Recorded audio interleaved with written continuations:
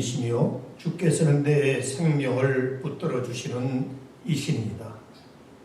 여호와 하나님, 오늘 우리를 사랑하셔서 이곳에 인도하여 주시고 여호와 하나님 이름을 찬양하며 높일 때 주의 성령께서 예배 가운데 임재하시고 감동하시고 여호와 하나님을 온전히 섬기며 찬양하는 은혜의 시간이 되게 하옵소서. 삶 가운데서 지친 우리들이 오늘도 예배를 통하여 회복되게 하시고 여호와 하나님 앞에 더욱 가까이 나아가는 복된 시간이 되게 하옵소서. 시종을 맡기옵고 우리를 구원하신 예수님의 이름으로 기도하옵나이다. 아멘. 전능하사 천지를 만드신 하나님 아버지를 내가 믿사오며 그 외아들 우리 주 예수 그리스도를 믿사오니 이는 성령으로 잉태하사 동정녀 마리아에게 나시고 본디오 빌라도에게 고난을 받으사 십자가에 못 박혀 죽으시고 장사한 지 사흘 만에 죽은 자 가운데서 다시 살아나시며 하늘에 오르사 전능하신 하나님 우편에 앉아 계시다가 저리로서 산자와 죽은 자를 심판하러 오시리라. 성령을 믿사오며 거룩한 공예와 성도가 서로 교통하는 것과 죄를 사하여 주시는 것과 몸이 다시 사는 것과 영원히 사는 것을 믿사옵나이다. 아멘. 70장 찬송하시겠습니다.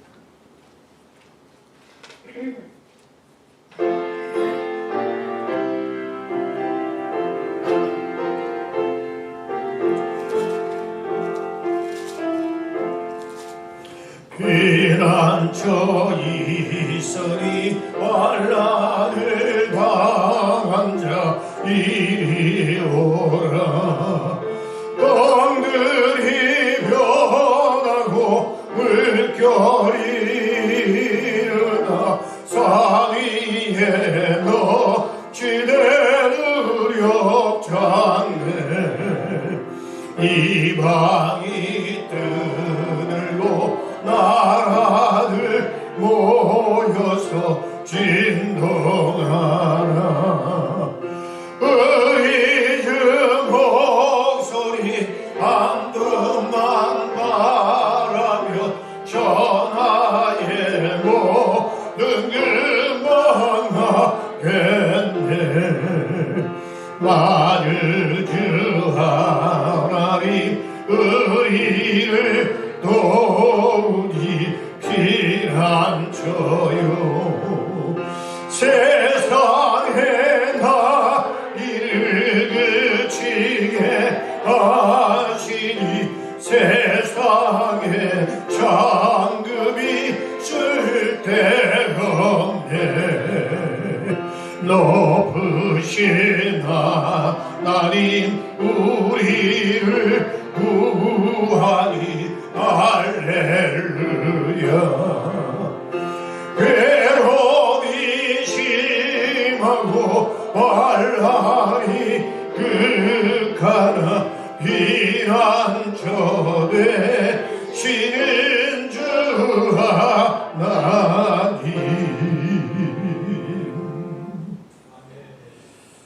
복의 근원이 되시며 인간의 생사화복을 주관하시는 여호와 하나님, 주님의 그 크신 은혜와 사랑을 진심으로 감사하며 찬양과 영광을 주님 앞에 올려드립니다. 사랑의 하나님, 그물 많은 저희들을 죄 가운데서 구원하여 주시고 하나님의 거룩한 자녀로 또 하나님 나라의 백성으로 주님의 몸된 교회 거룩한 성도로 구별해 주신 은혜를 감사드립니다.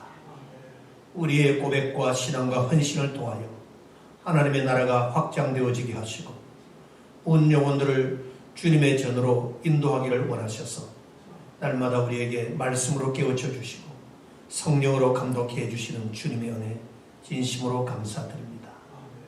힘들고 어려운 상황과 주변의 여러 가지 여건들이 우리의 신앙의 발목을 붙잡을 때마다, 우리의 신앙의 앞길을 가로막을 때마다 하나님께서 열어주시고 인도하시고 넉넉히 주님과 동행하며 살아갈 수 있도록 인도하신 하나님께 감사를 드립니다. 여호와 하나님 아버지, 오늘도 이 자리에 성령께서 임재하시고 우리의 예배를 받으실 그 주님을 찬양합니다. 주여, 지치고 상한 영혼들이 오늘도 이 예배를 통하여 회복되게 하옵소서. 상한 마음이 치유되어지고 깜깜한 우리의 인생 여정 앞에 주님이 빛이 되시고 말씀되셔서 선한 길로 인도하심으로 우리의 삶과 헌신을 통하여 하나님이 기뻐 받으시는 거룩한 삶 제사로서의 삶을 영위할 수 있도록 하나님 우리에게 은혜와 복을 주옵소서. 세우신 몸된 교회를 축복하시고 주님 오시는 그날까지 땅 끝까지 이르러 복음을 증거하는 정인으로서의 사명을 감당하고 영육간에 지친 영혼들을 하나님 위한 생명의 말씀으로 일깨우며 선포함으로 우리의 수고와 헌신을 통하여 주님의 교회가 부흥되어지고 하나님의 나라가 확장되어지는 거룩한 역사가 저희들을 통해서 이루어지기를 소원합니다.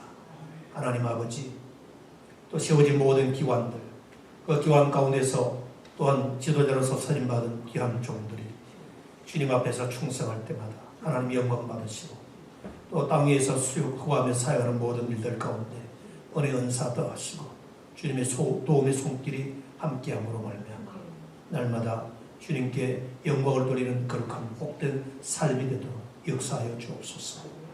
하나님, 코로나19 때문에 우리의 예배가 침체되어 가고 있고 점점 성도들의 교회와 멀어지고 있고 영적인 경건 생활이 퇴보되고 있는 그런 상황이지만 하나님께서 우리에게 다시 한번 은혜 주셔서 처음 신앙으로 돌아가게 하시고 정말 하나님을 하나님 되게 그 복음을 복음되게 우리 삶을 통해서 증명하며 증거하며 하나님께 영광을 돌리는 성숙한 믿음의 삶으로 돌아올 수 있도록 하나님 역사하여 주옵소서. 주님, 사랑 우리 교우들의 가정도 하나님 지켜주시고 믿음으로 승리하는 가정 되게 하시고 감사와 기쁨이 넘치게 하시고 영육간에 지친 인생들이 날마다 주님의 거룩하신 역사 앞에 새로운 인생의 삶의 의미를 회복하고 체험하는 놀라운 역사가 일어날 뿐만 아니라 그 만난 주님을 만인들에게 증거하며 간증하는 거룩한 역사가 나타나게 하여 주옵소서. 이 나라 민족을 지켜주시옵시고 정치, 경제, 사회 모든 분야가 혼돈 가운데 있사오니 하나님 치유하셔서 회복되게 하시고 무엇보다 방방곡곡에 세워진 주님의 교회가 이 마지막 시대의 양심의 보루가 되게 하시고 어둠에 지친 영혼들을 바르게 인도하는 이 마지막 시대의 등불이 되게 하옵소서. 주의 강단이 생명이 있는 영혼을 살리는 말씀이 되게 하시고 혼돈된 이 사회를 바르게 하나님 나라의 질서로 회복할 수 있는 거룩한 도구로 사용하여 주옵소서. 주님, 오늘도 이 종의 말씀을 들고 선포할 때 주의 성령이 함께 하옵소서. 예수님의 이름으로 기도하옵나이다. 아멘.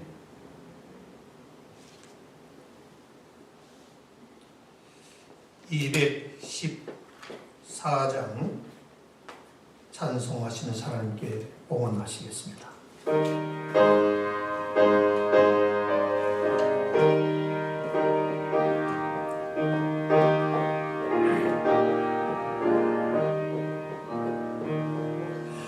주의 도움 받고자 주 예수님께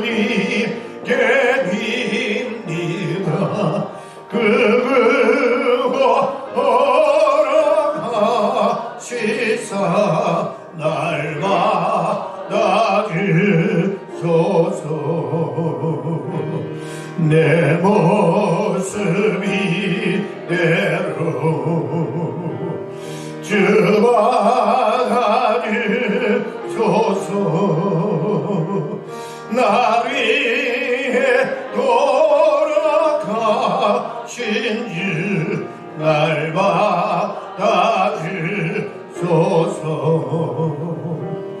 근죄에 빠져요 주를 날 위해 피 흘렸으니 주 영상대로 비주사 날 받아주소서. 내 모습 이대로 주 받아주소서.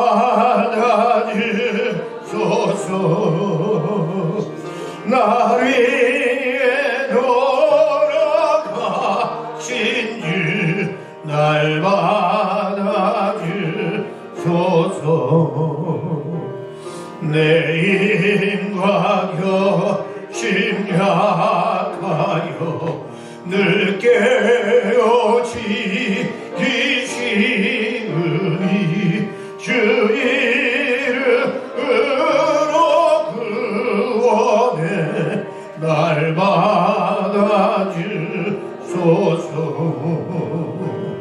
내 모습이 대로 주 받아주소서. 나를 위해 돌아가신 주 날 받아주소서. 내 주님 서신 발 앞에 나 엎드렸으니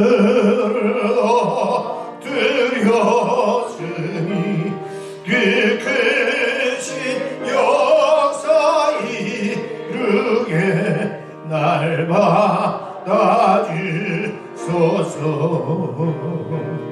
내 모습이 대로 나 받아주소서. 나를 위해 돌아가신 주 날 받아주소서.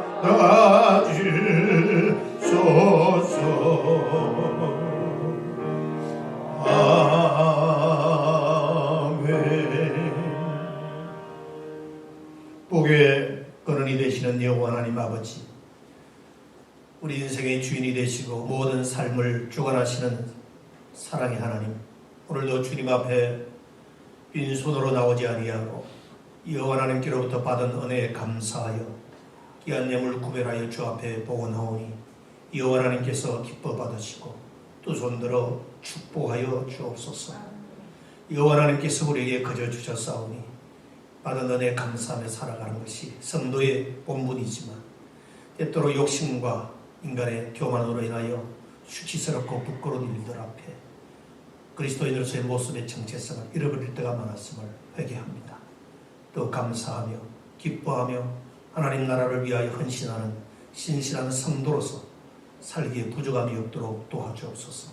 그 믿음과 결단과 소원을 가지고 귀한 영으로 올려싸우니 10의 1조원금을 드린 사랑하는 교우들, 그 가정과 또한 자녀와 기업을 축복하시고 들어가도 나가도 복을 받으리라.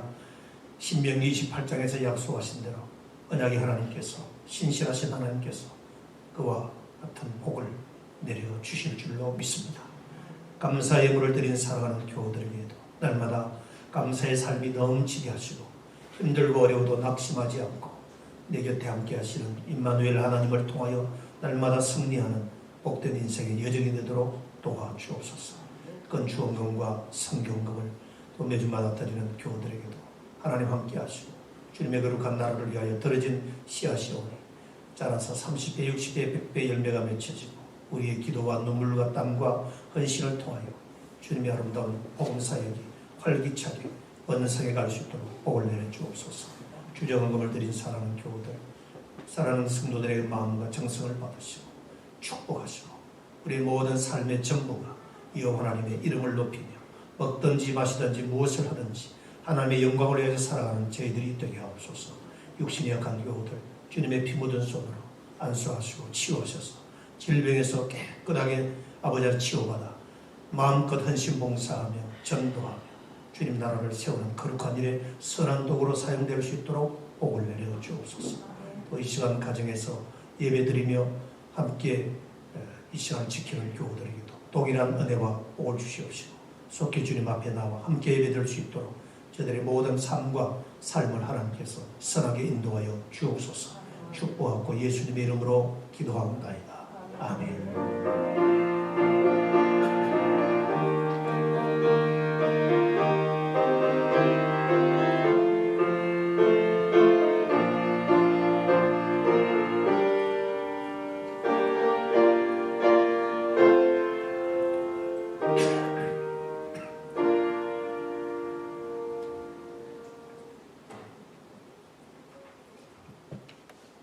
교회 소식이 전합니다. 먼저 우리 예배 시간에 대한 조정을 좀 하려고 합니다. 일부 예배를 예전에 9시 반 하다가 9시 10분 하다가 이제 9시, 정시 9시에 드리려고 해요. 왜 그런가 하니 좀 밤도 좀 짧아지고 또 낮불도 일찍이 세워지고 또 추위도 한풀 꺾였기 때문에 가능하리라 생각해서 시간을 조금 조정하려고 합니다. 조금 부지런하게 나오셔서 예배 임해 주시기를 부탁드립니다. 앞에 광고는 또 참고하시고 지금 이제 사순절 기간 중이기 때문에 우리 교우들께서는 주일 성수 경건생활에 최선을 다해 주시기를 바랍니다. 꼭 사순절 기간이기 때문이가 아니라 늘 우리는 경건생활에 최선을 다해야 되겠지요. 그럼에도 불구하고 우리가 사순절 기간이니까 더 잘하자고 하는 부탁의 의미에서 드리는 말씀입니다. 우리 박종철 안수 집사님, 최재현 권사님께서 우리 자녀 성호, 장교 인관 감사해서 기념으로 강단의 화분을 헌신하셨고, 소위 소대장이 되어가지고 지금 여기 부평 부계동에 17사단에 있는데 거기에 소위 소대장으로 인관이 왔어요. 이미 아시는 분도 계시지만 혹시 모르시는 분 계시면 축하해 주시길 바랍니다. 진역해 왔잖아요.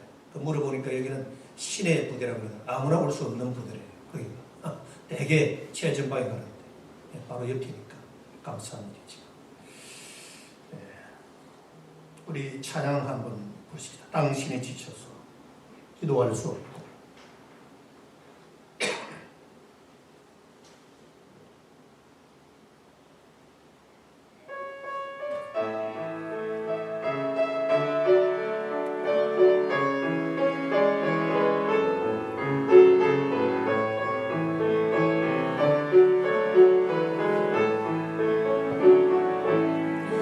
당신이 지쳐서 기도할 수 없고 눈물이 빗물처럼 흘러내릴 때 주님은 우리 연약함을 아시고 사랑으로 인도하시네.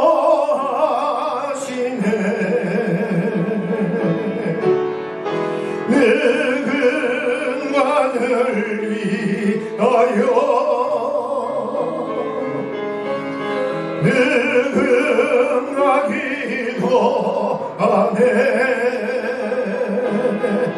내가 홀로 외로워서 마음이 무너질 때 늙은 간을 위해 기도하네. 당신이 외로이 홀로 남았을 때 당신은 누구에게 위로를 얻나. 주님은 아시네. 당신의 마음을 그대 홀로 잊지 못함을. 늙은 아들 위하여 늙은 아들로 가네.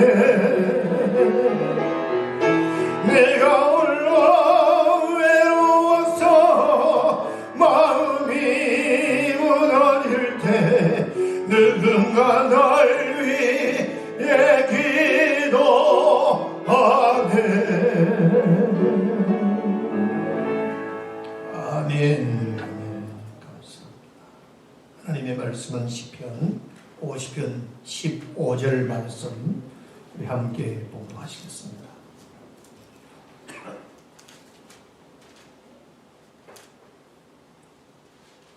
우리 함께 봉독합니다. 시작. 환난 날에 나를 부르라. 내가 너를 건지리니 네가 나를 영화롭게 하리로다. 아멘.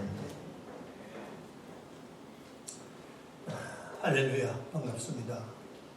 이제 추운 한파는 이제 물러갔고 계절은 이미 봄이 되어서 파릇파릇 새싹이 올라온 그런 봄날인데 우리의 신앙도 다시 한번 생기를 얻고 회복하는 그러한 삶이 되기를 간절히 소원합니다.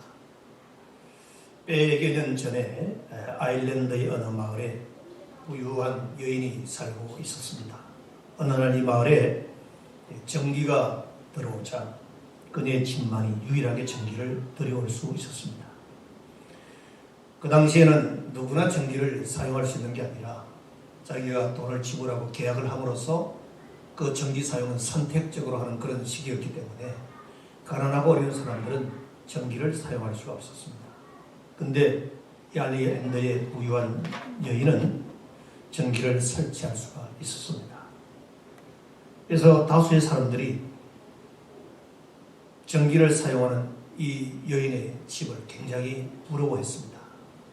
그런데 전기를 설치한 후에 한 달도쯤 돼서 전기 금침원이 계량기를 보러 와서는 의아한 표정을 지으며 그 여인에게 물었습니다.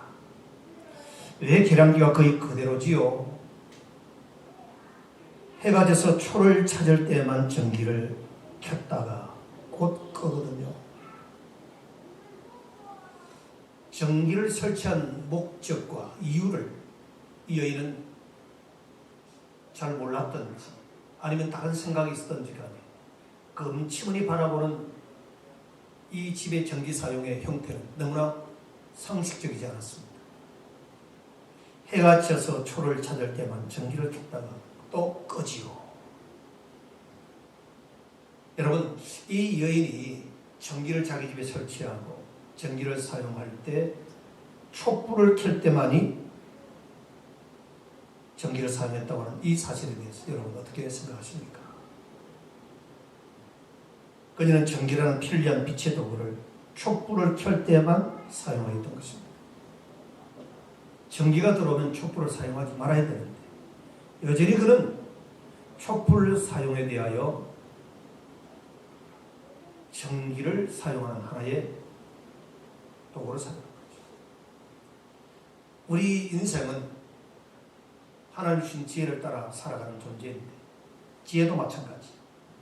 문명의 이 길을 제대로 활용할 줄 몰랐던 아일랜드의 한 여인처럼 우리도 자신이 가진 지혜를 사용할 줄 모르면 아무 소용이 없고 정말 불편하게 힘들게 어렵게 살아갈 수밖에 없는 것입니다. 실제로 성공한 사람들은 자신 안에 심어놓은 지혜의 씨앗을 싹 틔워서 풍성한 열매로 결실을 맺은 사람들이라 할 수 있습니다. 우리는 기도의 특권을 잘 사용하는 성도가 되어야 합니다. 여러분, 기도가 하나님께서 우리에게 주신 특권이라는 사실을 믿습니까? 특권. 아무나 누릴 수 있는 것이 아니죠. 아무나 누릴 수 있는 것은 특권이 될 수가 없습니다. 그건 보편적인 겁니다. 특별히 누릴 수 있는 것이 특권인 겁니다. 기도는 기독교의 핵심이고 성도의 특권이며 의무입니다. 그래서 어떤 이는 말하기를 기독교는 기독교다 라고 말하는 사람이 있습니다. 기도하는 존재. 기도를 전혀 안 하는 성도도 없지만 완벽하게 기도하는 성도도 없습니다. 성도는 늘 기도에 부담을 갖고 기도를 갈망하고 살아야 한다는 사실을 잊지 말아야 합니다. 전능하신 하나님을 믿는 사람은 하나님께 기도하게 되어 있습니다. 교회 여러분, 기도 생활을 회복하시기를 바랍니다. 제가 여러분 다시 한번 여러분의 이런 질문을 던지고 싶습니다. 목사님 아침부터 무슨 또 생뚱맞은 질문을 하시려고 그러시나? 그래서 제가 여러분에게 좀 확인하고 싶습니다. 여러분 예수 믿으십니까? 하나님을 믿으십니까? 성경이 하나님의 말씀인 것을 믿습니까? 그런데 우리가 고백한 그 믿음과 삶은 어떤 괴리감이 있나요? 일치감이 있나요? 여기서 우리가 답이 상당히 막막할 겁니다. 어쩌면 우리가 하나님을 믿는다고 하면서도 그 믿음됨이 지식으로만 끝나고 가슴까지 전율되어지고 행동으로 나타나고 그 말씀의 가치와 기독교 신앙의 가치 위에서 변화된 삶으로서의 삶이라기보다는 기독교라고 하는 어떤 문화 속에서 함께 어울려서 너도 기도하니 나도 기도하고 너도 예배드리니 나도 예배드리고 너도 헌금하니 나도 헌금하고 교회에서 차 마시고 옹기종기 교회 안에서만의 생활이 신앙생활이라고 착각하는 분들이 너무나 많습니다. 그래서 제가 던진 질문이 정말 예수 믿습니까? 하나님을 믿습니까?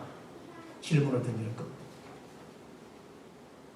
우리 신앙생활의 핵심 가치가 뭐냐? 여기에 대한 분명한 이해와 확신이 있어야 우리는 그리스도인으로서의 변화된 삶을 살 수 있고, 그 변화된 삶을 통하여 이 사회 무사람들에게 선한 영향력을 미칠 수가 있는 것입니다. 자, 이런 맥락에서 성도가 하나님 앞에 받은 기도라는 특권도 굉장히 중요합니다. 기도하면 좋아. 기도하면 응답해 주셔.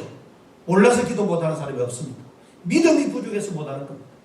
세상과 환경에 얽매였기 때문에 우리가 기도의 줄을 놓치고 있는 것입니다. 본인 자신은 기도하지 않으면서 다른 사람에게 기도를 부탁하는 아주 담대한 사람들도 있습니다. 사랑하는 우리 성도 여러분, 여러분의 기도 생활은 어떠합니까? 성경은 기도를 호흡, 대화, 만남이라고 표현하고 있습니다. 하나님과 대화, 만남이 단절되면 안 됩니다. 호흡이 중단되면 죽음이 찾아오듯이 기도가 중단이 되면 우리 성도에는 영적인 사망이 찾아온다는 사실을 명심하시길 바랍니다.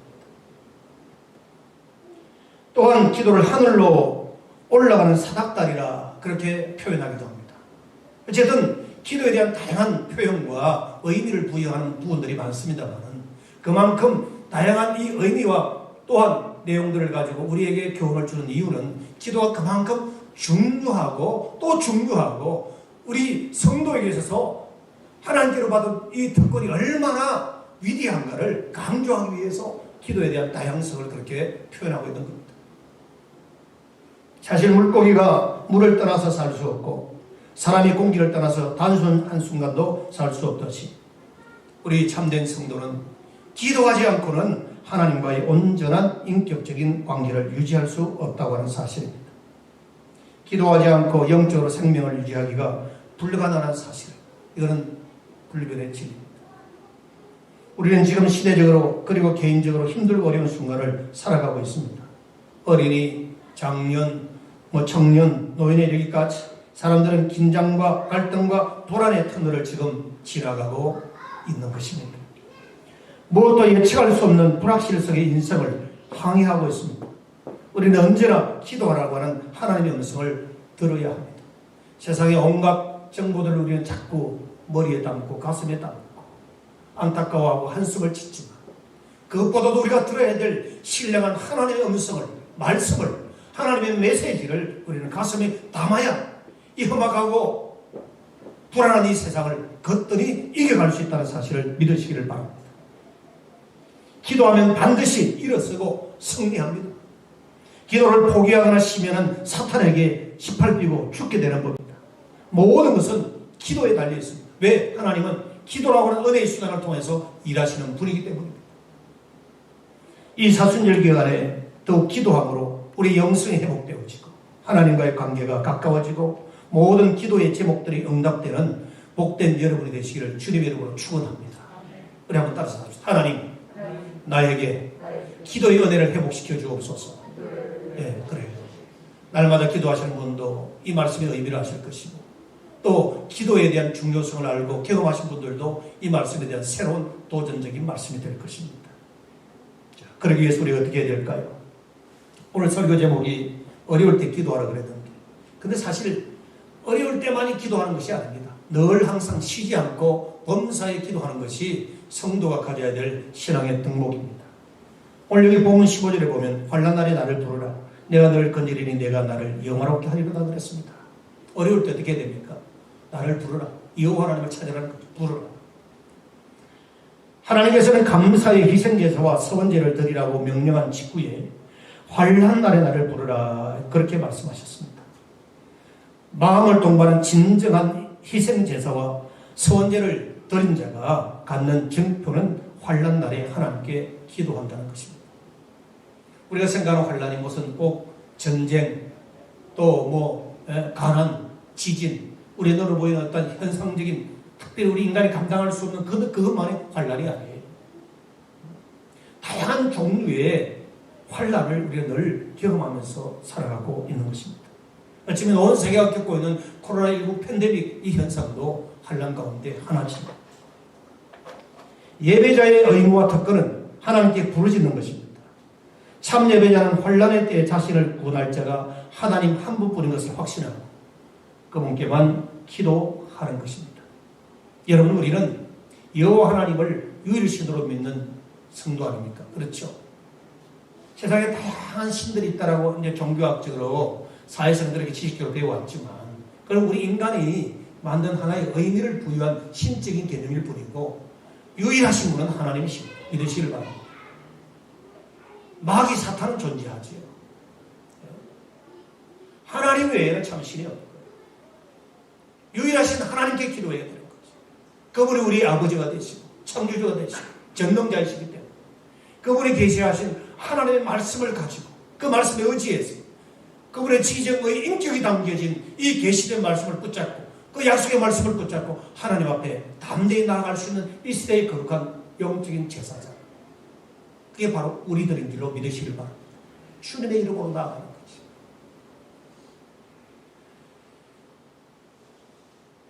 오늘 이 본문에 환난날에 나를 부르라, 환난날, 이 세 번의 성경에 보면 어려울 때라는 그런 뜻입니다.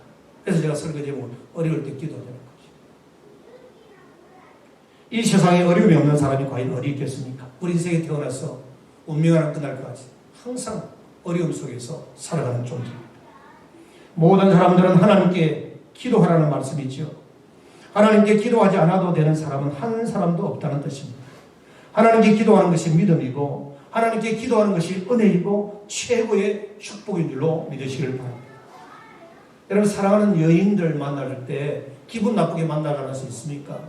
뭐든 토라질 수밖에 없는 감정적인 그런 인생의 어떤 그 아픔 속에 그런 경우는 있지만, 대부분 보편적으로 사랑하는 이성을 만날 때는 즐거운 마음, 거리와 상관없이, 환경과 상관없이 만난 그 자체가 즐겁고 행복한 거지. 우리가 하나님을 기도라고 하는 은혜의 수단을 통해서 만날 때에 그 자리가 축복의 자리가 되어야 합니다. 인생의 모든 문제와 소원을 아뢰며 주님과 상담하는 시간인데, 그 시간만큼 가장 행복한 순간인 사실을 여러분 믿으시기를 바랍니다. 하나님께 기도하는 성도는 가장 지혜롭고 행복한 사람입니다. 겸손하게 무릎을 꿇고 부르짖는 것이 축복입니다. 이스라엘 백성들은 기도할 때 손을 들고 또는 엎드려서 베옷을 입고 죄를 뒤집어 쓰면서 금식하면서 통곡하면서 다양하게 기도했습니다. 다양하게. 저희 교회 금요기도회나 새벽기도회 한 번씩 오시는 다른 교회에 다니는 권사님이 계세요. 우리 교회에 등록하지 않으셨지만 우리 서문교회 교우처럼 참 전도도 열심히 해주시고 기도도 해주시고 헌금도 해주시고 헌신하시는 분이 계세요. 그분은 참 기도를 많이 하셔요. 그리고 많은 기도 응답을 받았어요. 한 번씩 보면은 저 뒤에 구석에 서서 저 뒤로 목벽을 보고 손을 들고 움직이면서 방언 기도도 하고 열심히 기도하는지 몰라요. 그렇게 기도하니까 하나님께서 축복하시는 줄로 믿습니다. 그래서 우리가 다른 사람이 기도 응답 받고 이런 은혜를 받았다고 하는 그런 간증을 우리 많이 듣잖아요. 그렇죠? 그분에게 주신 은혜와 복, 우리에게 주시는 하나님의 은혜와 복인 줄로 믿으시길 바랍니다. 똑같은 하나님. 똑같은 하나님. 다른 하나님을 믿어서 그런 복을 받는 게 아니라 똑같은 하나님. 다만 차이라면 우리가 신앙의 정도의 차지, 하나님을 신뢰하는 믿음의 차이일 뿐입니다. 여러분, 기도의 자리를 회복하시기를 주님의 이름으로 축원합니다. 하나님은 기도하는 자를 참 사랑하시고 지금도 우리를 그 기도의 자리에 부르셔서 만나기를 원하고 계시는 줄로 믿습니다. 기도는 자신을 전적으로 포기하고 오직 하나님의 구원만 간구하는 것이 기도거든요. 기도하는 외적인 모습이나 태도보다 더 중요한 것은 하나님을 향한 진정성 있는 마음인 것입니다. 마음에 무릎을 꿇고 손을 들고 하나님 앞에 기도하는 거지요. 그것은 하나님께 전적으로 항복하고 하나님만 바라보겠다고 하는 나의 의지의 결단이 아니겠습니까? 모든 것이 하나님의 손에 있음을 고백하는 겁니다. 남미의 인디언 부족들 중에 항아리를 이용해서 원숭이를 잡는 부족이 있다고 합니다. 항아리를 이용해가지고 원숭이를 잡는데 원숭이들이 자주 다니는 길목에다가 아주 목이 좁은 항아리를 놓고 그 안에 바나나를 넣어둔다고 합니다. 항아리를 보면은 배가 불룩하고 두둥아리는 좁잖아요. 그래서 그 항아리 안에다가 바나나를 딱 넣어두고 이제 원숭이를 잡는데, 그러면 호기심 많은 원숭이들이 다가와서 항아리를 둘레둘레 살핀답니다. 그러다가 그 안에 바나나가 들어있는 것을 보고 손을 탁 집어넣어서 바나나를 잡습니다. 그런데 이 항아리의 목이 좁아서 원숭이가 주먹을 쥔 상태에서는 손이 빠지지 않는 것이 문제예요. 항아리 속에 있는 바나나를 딱 잡고 머리랑 손 딱 잡았는데, 발로 잡았는데 못 빠져나오는 거예요. 딱 잡는 순간. 원숭이는 바나나 잡은 손을 놓지 않고는 그대로 눈만 말똥거릴 뿐입니다. 절대로 바나나를 놓지 않습니다. 원숭이를 잡으러 인디언들이 다가오는데도 얼뚱거리며 도망가지를 못합니다. 저는 이 얘기를 통해서 한 가지 의문이 또 올랐어요. 과연 원숭이가 바나나를 잡은 것일까? 아니면 바나나가 원숭이를 잡은 것일까? 뭐가 원숭이를 잡았습니까? 각자의 판단은 다르겠죠. 원숭이의 수준에서 보면 자신이 바나나를 잡고 있다고 얘기할 겁니다. 자신이 바나나를 다 잡았다고 얘기할 것이지만, 그러나 원숭이를 잡은 인디언들의 눈에는 바나나가 원숭이를 잡은 겁니다. 자, 여기서 우리가 참 중요한 교훈이 있어요. 우리를 하나님께 불순종하도록 만드는 것이 바로 항아리 속에 바나나라는 사실을 아십니까? 오늘 많은 사람들이 다양한 종류의 바나나를 딱 잡고서 그 순간 빠져나오지 못하고 어려움 속에 처해 있는 사람들이 너무나 많습니다. 오적거립니다. 여러분의 손에 들려있는 다양한 바나나는 무엇입니까? 하나님의 말씀에 순종하여 바나나를 손에서 놓는 것이 우리를 자유하게 만드는 길인 줄로 믿으시길 바랍니다. 우리가 사랑하는 것에 붙잡혀 있습니다. 특별히 우리를 가장 집요하게 묶고 있는 것이 바로 자신에 대한 집착이 아니겠습니까? 집착. 그리고 사람과 상황이 우리를 붙잡고 있습니다. 그래서 어적거리고 벗어나지를 못하는 겁니다. 이제 우리는 기도하지 못하도록 하는 내게 붙잡고 있는 바나나 같은 것을 놓아야 합니다. 하나님을 향하여 깨끗하고 과감하게 손을 펼 수 있어야 합니다. 이런 결단이 있어야 됩니다. 우리 그리스도인은 신앙생활의 핵심 가치가 무엇인지 분명해야 합니다.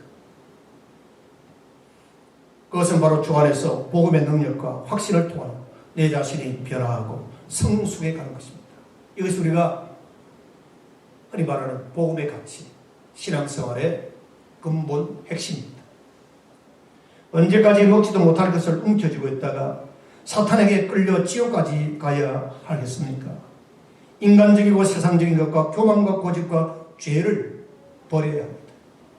바나나를 포기하면 더 크고 좋은 복이 우리에게 온다는 사실을 믿으시기를 바랍니다. 작은 것을 붙잡고 놓지 않아 큰 것을 잃어버리는 어리석은 인생들이 얼마나 많은지 모릅니다. 아브라함이 아들 이삭을 포기하는 순간에 여호와 일의 역사가 열리듯이 하나님께 기도할 때 신령한 인생이 시작되는 줄로 믿으시기를 바랍니다. 어려울 때 포기하거나 울거나 우상을 섬기거나 좌절하지 말고 환난 날에 하나님을 부르라는 이 음성에 순종하여 하나님을 만나는 축복이 있으시기를 주님의 이름으로 축원합니다. 두 번째로는 너를 건지리라고 했습니다. 환난 날에 나를 부르라. 내가 너를 건지리라. 내가 너를 건지리리.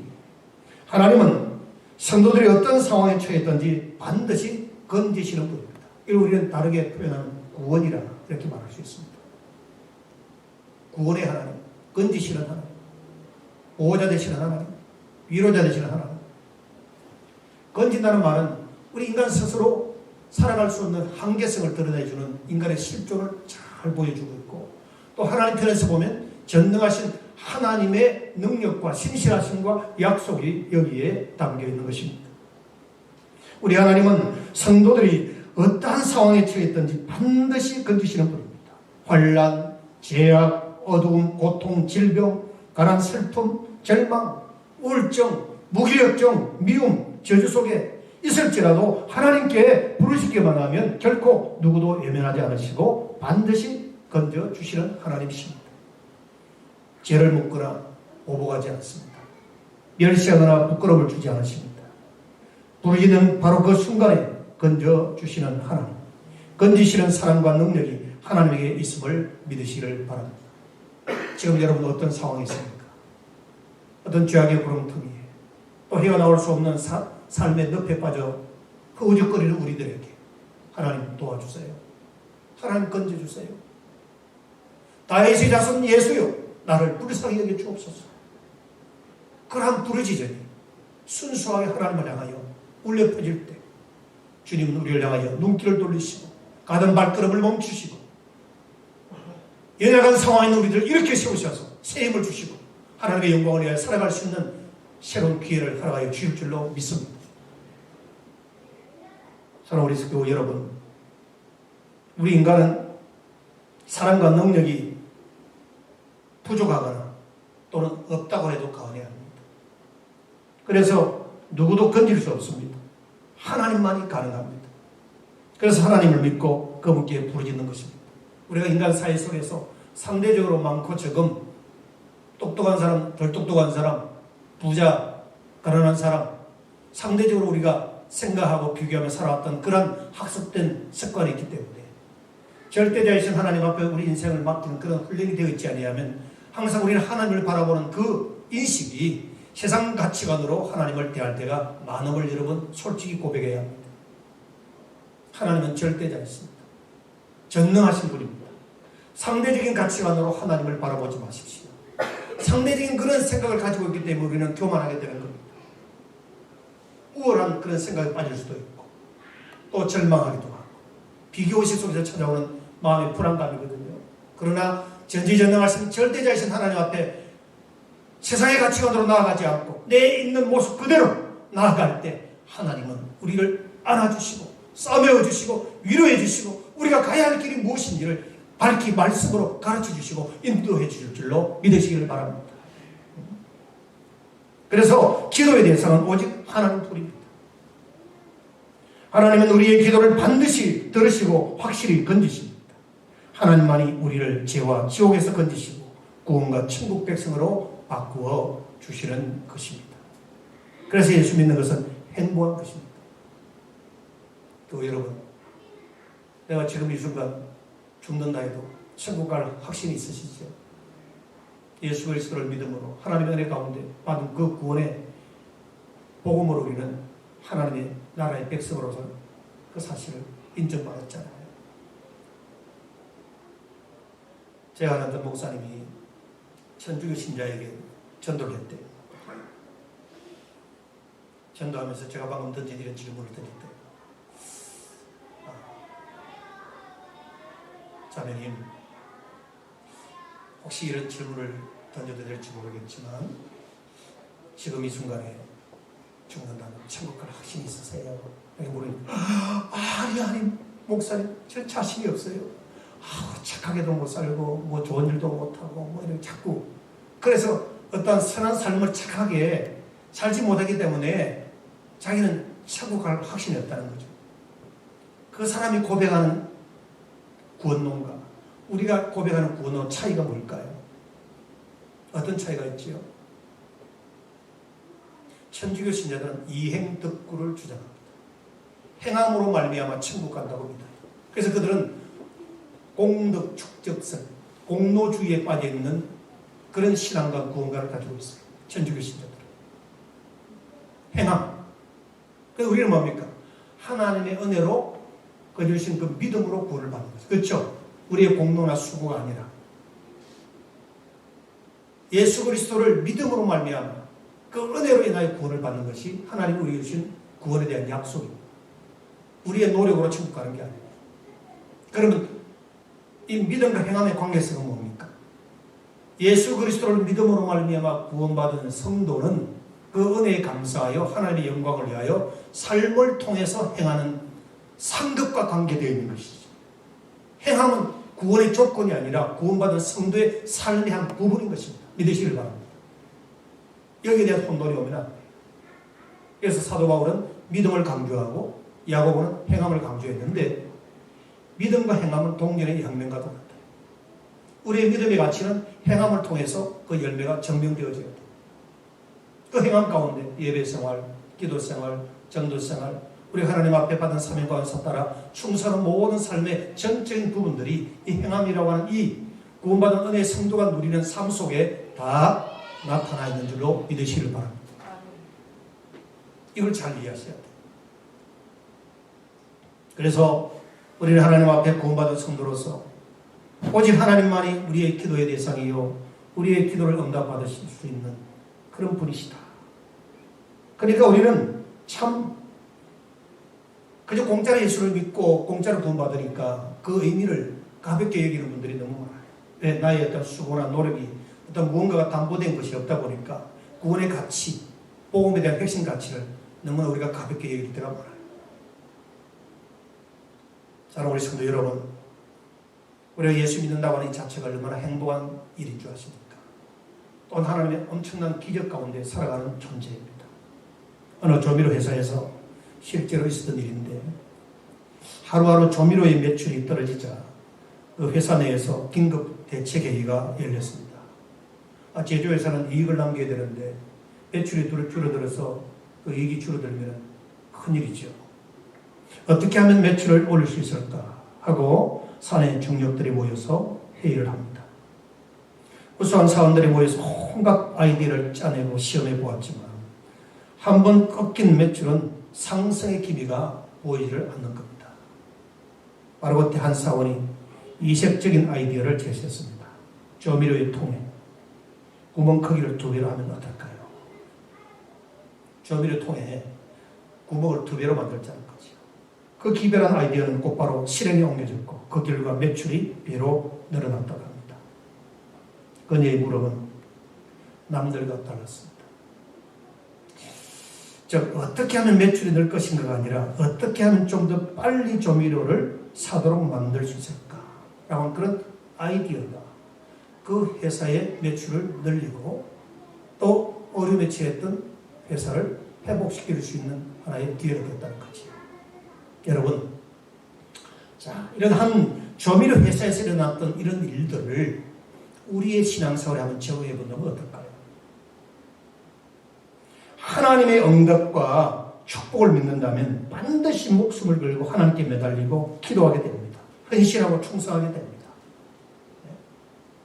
또 10분 하던 기도를 20분 하면 되고 2배로. 일주일에 2번 하던 4번 하면 되고. 물론 우리가 어떤 그 숫자의 더함이 기도 응답을 빨리 이끌어낸다고 하는 그러한 덩식은 아니지만 그 많은 믿음을 가지고 하나님을 신뢰하는 적극적인 신앙의 자세는 하나님을 감동케 할 수 있는 영적인 신앙의 지혜가 된다는 사실을 오늘 이 조미료 회사에 실제로 있었던 하나의 그 경영 기법을 우리 삶 속에 적용할 수 있는 하나의 교훈이 되는 것입니다. 기도 안 하는 것보다 하는 게 낫고 이양할 거 열심히 부지런히 하고 그렇게 좀 적극적인 긍정적인 신앙의 자세로 변화하며 나아가기를 주님의 이름으로 축원합니다. 제가 늘 말씀드리잖아요. 여러분의 생각과 제 생각이 상당히 다른 것은 물론 똑같은 인간이기 때문에 실제 생활 속에서 여러 가지 염려, 걱정, 걱정하는 것도 저도 있지만 제가 늘 설교하고 기도하고 우리 교우들에게 일평생 동안 강단에서 외친 말씀들이 뭘까요? 예수 잘 믿으라는 거. 예수 잘 믿으라. 그렇죠?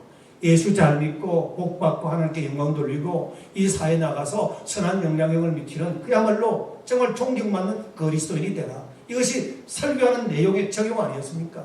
동일하게. 그렇죠? 저는 그걸 위해서 설교 준비하고 기도하는 거예요. 여러분이 생각하는 가치관과 저하고는 어떤 부분에 있어서 일치됨도 있겠지만 상당한 차이도 있을 것입니다. 사람이나 땅이 우리에게 복을 주는 것이 아닙니다. 복의 근원이 되시는 하나님이 복을 주시는 겁니다. 우리의 남은 생애를 하나님께 목적을 두고 하나님의 영광을 위해서 살아야 합니다. 이는 최고의 영원한 투자가 되는 것입니다. 우리의 기도와 봉사와 헌신과 충성을 조미료 통의 구멍처럼 2배로 넓혀야 합니다. 전폭적으로 하나님을 의지하고 섬겨야 됩니다. 기도의 구멍을 2배로 뚫으십시오. 헌신의 구멍을 2배로 뚫으십시오. 모든 어려움과 시험과 고통으로부터 하나님께서 즉시 그리고 반드시 건져주심을 믿고 2배로 갑절로 기도하고 갑절로 충성하는 여러분이 되시기를 주님의 이름으로 축원합니다. 다들 오늘 교회가 어렵다고는 하지요. 맞아요. 더 어려워요. 나라가 어렵고 사회가 어렵고 경제가 어려우니까 그러한 악영향이 개개인의 생활에 가정에 그대로 미치는 겁니다. 교회까지. 그럼 우리가 어렵다고 그냥 넋을 놓고 손 놓고 있어야만 합니까? 아니지요. 기도하며 하나님의 지혜를 모으고 대안을 찾아야죠. 두 배로 더 움직이는 겁니다. 아멘.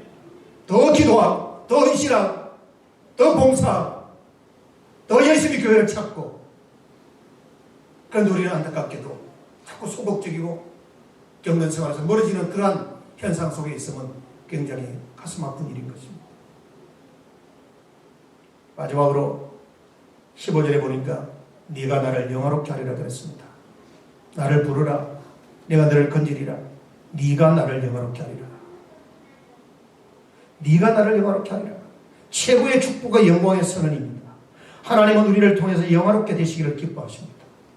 영화의 뜻은 몸이 귀하게 되어서 이름이 나는 겁니다.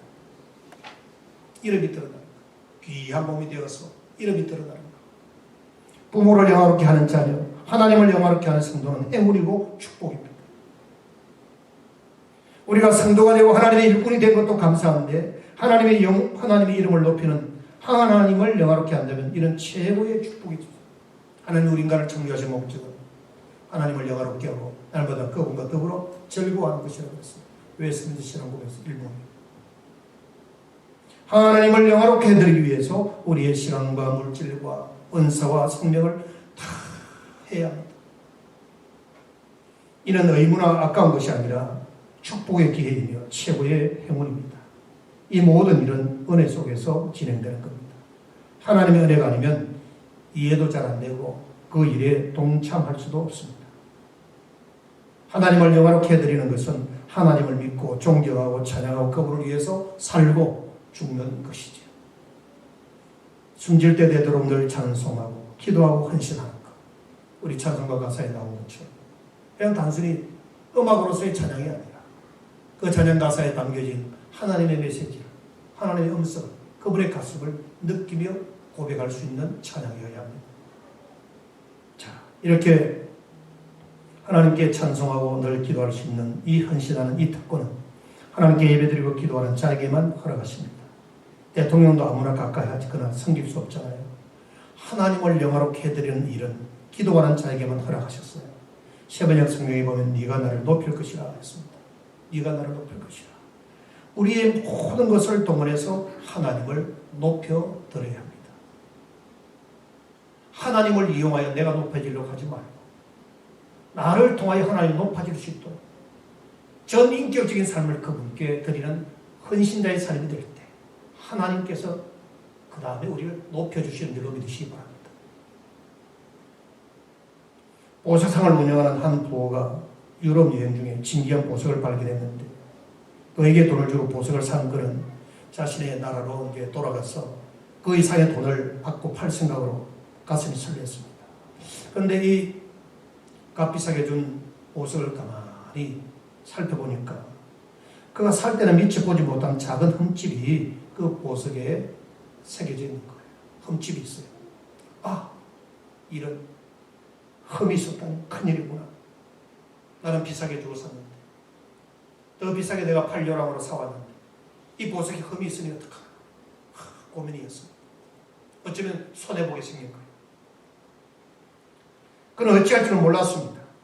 감정가들도 그 흠집 때문에 보석의 가치가 떨어진다고 입을 모았습니다.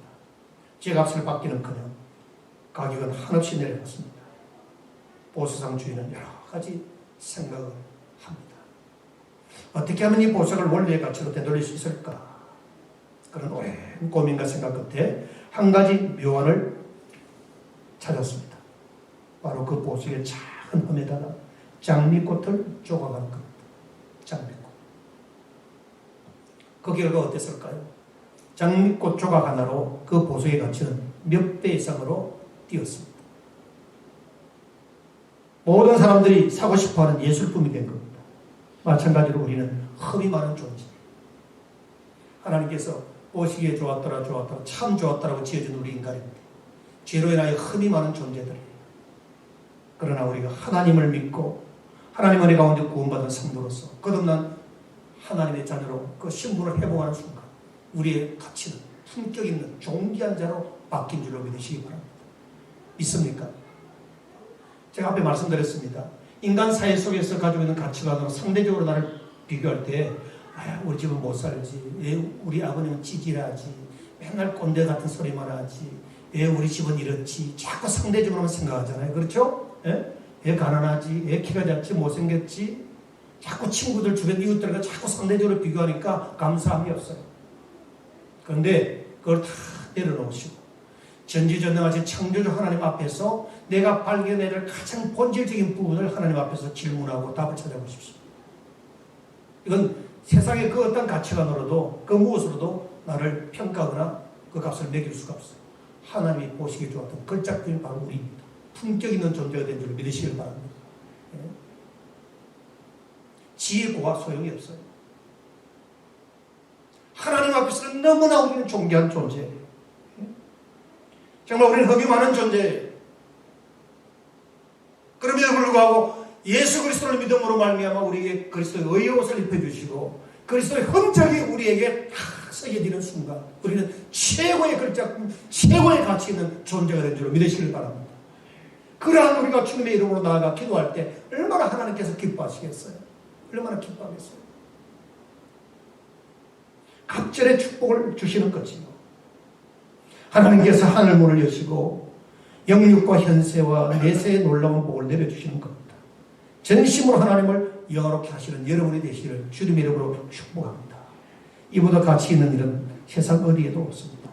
사랑하는 우리 성가족 여러분, 사순절이 점점 깊어가고 있는데 2월 17일부터 사순절이 이제 시작되었고 사순절은 중요한 절기 중에 하나입니다. 40일 동안 예수 그리스도의 고난과 이 부활을 묵상하고 자신을 돌아보면서 영광스러운 부활을 맞이하기까지 참여하며 주님을 닮아가고자 하는 영적 경건 훈련의 절기입니다.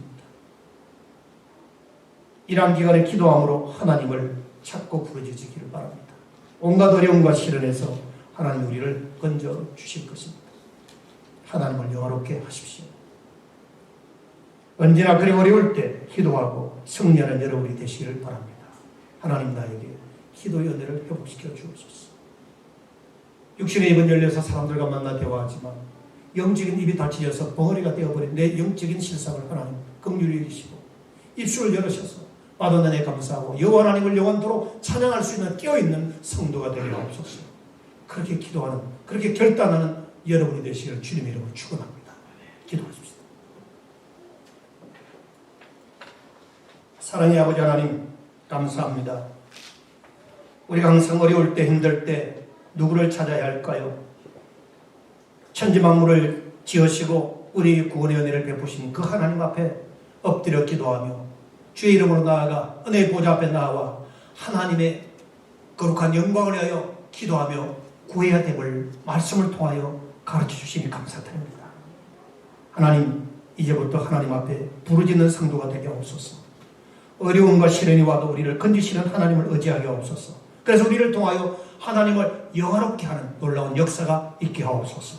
힘들고 어려워도 좌절하지 아니하고 나와 함께 하시는 임마누엘 하나님을 통하여 새 힘을 얻고 독수리가 날개치며 하늘 위로 올라간 것 같이 우리의 믿음이 진보할 수 있도록 하나님이 역사하시고 축복하여 주옵소서. 내 개인과 교회와 가정 이 나라가 다시 한번 비상할 수 있도록 축복하여 주옵소서. 예수님의 이름으로 기도하옵나이다.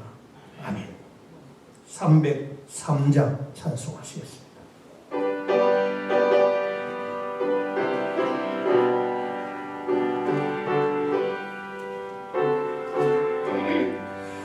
나를 위하여 십자가에 중한 고통 받으사 대신 죽을 주 예수의 사랑하신 은혜여 보배로운 길을 올려 영영 죽을 죄에서 그 소감을 받으니 어찌 찬양 안 할까. 예수 안에 있는 우리 한량없이 즐겁고 주 성령의 위로함이 마음속에 차도다. 천국음악 소리 같은 은혜로운 그 말씀 끊임없이 듣는 우리 어찌 찬양하달까. 이 세상의 모진 분과 쉬지 않고 부르도 주님 안에 모아든 우리 마음 편하다. 늘 깨어서 기도하고 저 천국을 바라며 주님만을 기다리니 어찌 찬양할까.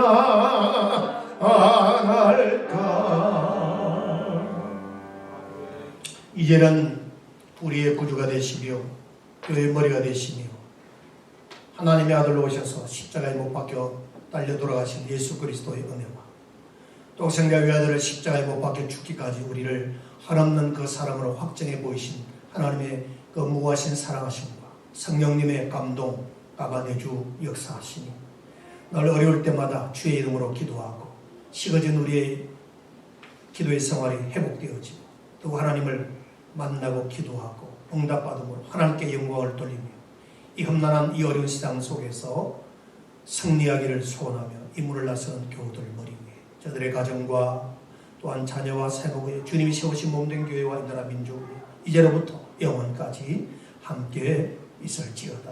아멘.